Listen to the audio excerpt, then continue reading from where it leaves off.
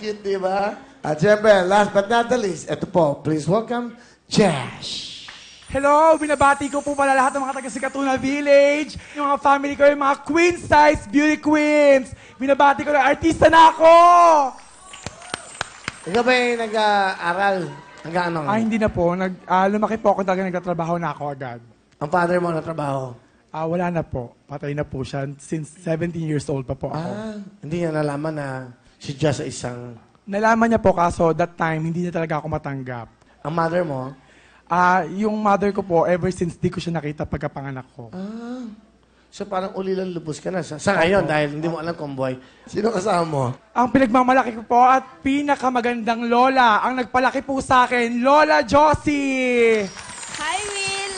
Ay Lola, kumusta po kayo? Mabuti naman po. Ano niyo po sa apo sa ina?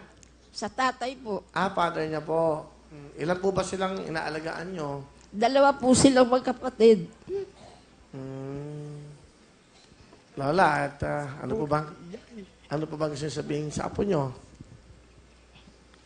Jazz, huwag kang magbabago. Salamat sa pagtulong mo sa amin. Bata ka pa, naghahanap buhay ka na para lang makatulong sa amin at sa kapatid mo.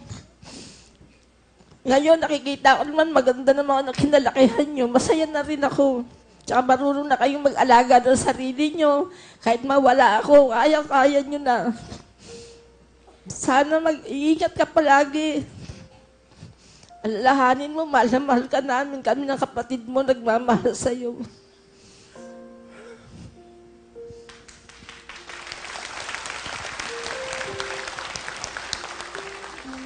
Nay, alam ko kahit gaano kahirap ang buhay na pinagdadaanan namin. Hindi man ako lumaki na may kalinga ng magulang. Nandyan ka. Passportan ako kung ano meron ako at kinakatuyan ko. Nay, salamat. Mahal na mahal kita. Mahal na mahal din kita, Jazz. Si Lola, bigyan niyo kasi Lola yung jacket. Yung medyo malaki ha. Tapos yung ating mga sponsors kay Lola Pan.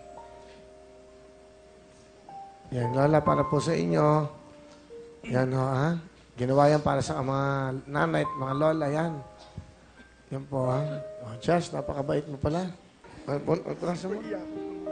Grabe iyakan. Kita mo? Di ba? Sa totoo lang, ang hirap ng buhay nito mga to. Totoo yun. At dito, ang laki ng respeto ng programang ito sa mga katulad nyo, ha? At pagmamahal.